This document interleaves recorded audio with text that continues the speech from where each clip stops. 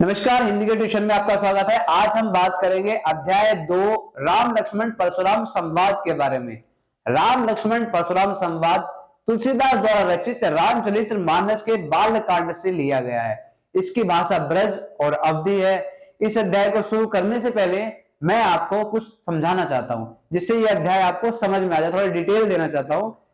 सीता जी का जब स्वयंवर रचा जा रहा था, तब वहां पर शिव जी के प्राचीन धनुष को उठाकर उस पर प्रत्यंजय चढ़ाने की शर्त रखी गई थी, जिसमें विश्वामित्र जी राम लक्ष्मण जी को लेकर पहुंचे थे।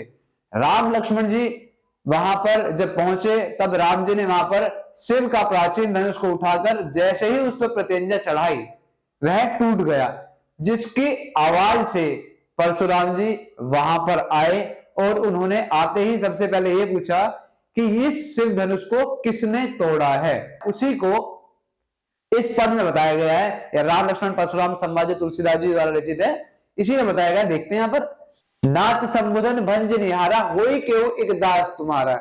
जैसे ही परशुराम जी ने पूछा कि ये शिव धनुष को किसने तोड़ा है, राम जी ने उत्तर दिया, हे नाथ, शिव के धनुष को तोड़ने वाला आपका कोई एक दास ही होगा। आये शिव का कहीं किन मोही, आपकी क्या आज्ञा है मुझे तो कहें। सुनी रिसाई बोले मुनि को ही। यह बातें सुनकर परशुराम जी और क्रोधित होकर कहते हैं, सेवक सोचो करे सेवकाई, अरि करनी करी करी लड़ाई। क्या कहते हैं? सेवक वही जो सेवा का काम करे, शत्रु से तो लड़ा ही जाएगा। सुनो राम, जे शिव धनु तोड़ा, सहस भाव संसोरी मोरा। क्या कह रहे हैं वो? सुनो राम, जिसने भी ये शिव धनुष तोड़ा है, वह सहस्त्र भाव के समान मेरा शत्रु है। सो बिल गाओ बिहाई समाजा, नाते मारे जय ही सभी राजा। वह इस राजा के समाज को छोड़कर अलग हो जाए, नहीं तो मैं सभी राजाओं को मार दूंगा। सुनी मनोवचन लखन मुस्काने, बोले परशुधरी अवमाने। परशुराम जी के ये वचन सुनकर लक्ष्मण जी मुस्कुराए और उनका अपमान करते हुए बोले। क्या बोले? देखते हैं।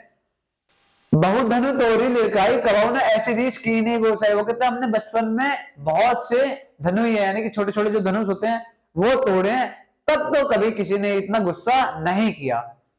यही धनु पर ममता कही है तो सुनी रिसाई क्या रघुकुल के। वो कहते हैं, इसी धनुष पर इतनी ममता आपको क्यों आई है। ये बातें सुनकर परशुराम जी को और क्रोध आ जाता है और वो कहते हैं, रे जब बालक काल बस बोलत तो ही ना संभाल। कह रे राजा के पुत्र, तुम काल के वश में खड़े हो, इसलिए तुम अपने आप को संभाल कर नहीं बोल रहे हो।